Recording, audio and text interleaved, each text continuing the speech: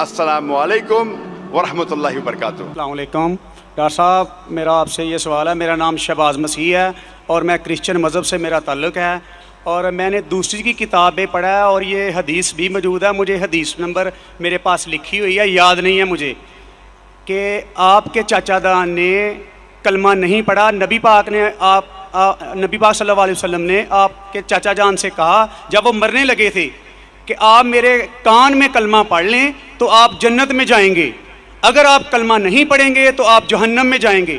میرا آپ سے یہ سوال ہے، کیا آپ کا سارا خاندان، نبی پاک کے والدین، نبی پاک جب پیدا ہونے والے تھے تو 6 ماہ پہلے آپ کے والد فوت ہو گئے تھے، اور 6 سال بعد آپ کی والدہ، 40 سال بعد آپ کو نبوت ملی ہے۔ میرا آپ سے یہ سوال ہے کہ کیا نبی پاک کے چاچا جان اور والدین جنت میں جائیں گے یا جہنم میں؟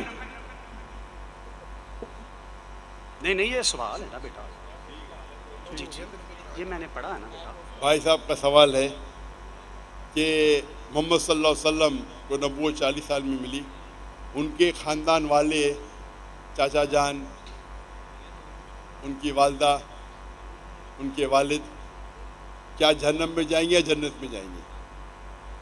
جو تحقیق کرنے کے بعد ہمیں پتہ لگتا ہے، ان کے خاندان والے کوئی بھی ہو، چاہے والد ہو، والدہ ہو، چاچا ہو، چاچی ہو، بہن ہو، بھائی ہو، اگر توحید پہ ہے اور شرک نہیں کرتے تو انشاءاللہ وہ جنت میں جائیں گے۔ اللہ کے رسول کے آنے کے پہلے، اللہ کے رسول نبوت اعلان کرنے کے پہلے، اگر کوئی شخص اللہ پہ یقین رکھتا ہے، ایک اللہ کی عبادت کرتا ہے اور شرک نہیں کرتا ہے، اس ٹائم اللہ کے رسول نے نبوت کا دعویٰ نہیں کیا تھا، تو نبوت ضروری نہیں تھی کہ محمد صلی اللہ علیہ وسلم پہ ماننا جنت میں جانے کے لیے۔ اس وقت آپ کو ماننا چاہیے کہ اللہ ایک ہے، اللہ کے ساتھ کسی کو شریک نہیں کرنا چاہیے۔ اس وقت کے پیغمبر، اگر وہ دور تھا عیسیٰ علیہ السلام کا تو آپ کو ماننا چاہیے عیسیٰ علیہ السلام پیغمبر ہے۔ اگر وہ دور تھا موسیٰ علیہ السلام کا تو ماننا چاہیے موسیٰ علیہ السلام پیغمبر ہے۔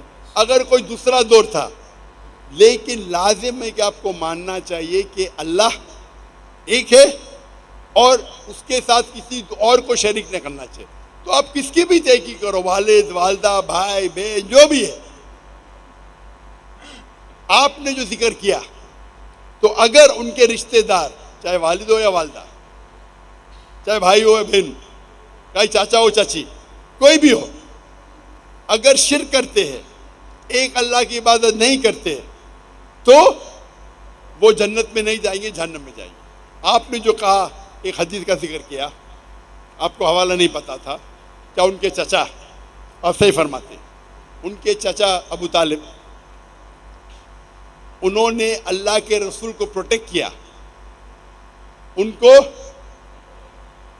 محفوظ رکھا دشمنوں سے، کیونکہ وہ اپنے قبیلے کے تھے، لیکن وہ یہ نہیں مانتے تھے کہ اللہ ہی کے اور اللہ کے رسول محمد صلی اللہ علیہ وسلم کے پیغمبر ہیں، لیکن اپنے جان سے بڑھ کر ان کی حفاظت کی۔ اسی لیے اللہ کے رسول چاہتے تھے کہ ان کے چچا اسلام قبول کرے، لیکن انہوں نے قبول نہیں کیا۔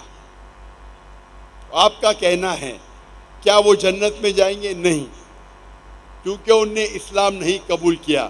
اللہ کے رسول نے اپنے رسالت کا اعلان کر چکے تھے، وہ ان کی حفاظت کیے، ان کی مدد کی، اپنے جان سے بڑھ کر کی، لیکن کیونکہ انہوں نے ایک اللہ اور اللہ کے رسول کو یہ نہیں مانا کہ وہ اللہ کے رسول تھے، اسی لیے وہ جنت میں نہیں جائیں گے۔ مفسرین یہ کہتے ہیں، محدث یہ کہتے ہیں کہ ان کو سب سے کم دوزخ میں سب سے کم سزا ملے گی، یہ ان کی تشریح ہے۔ لیکن کیونکہ وہ اللہ کے رسول کے پیغام کو ایکسیپٹ نہیں کیے، وہ نہیں مانتے تھے کہ محمد صلی اللہ علیہ وسلم اللہ کے رسول ہے، اسی لیے وہ جہنم میں جائیں گے۔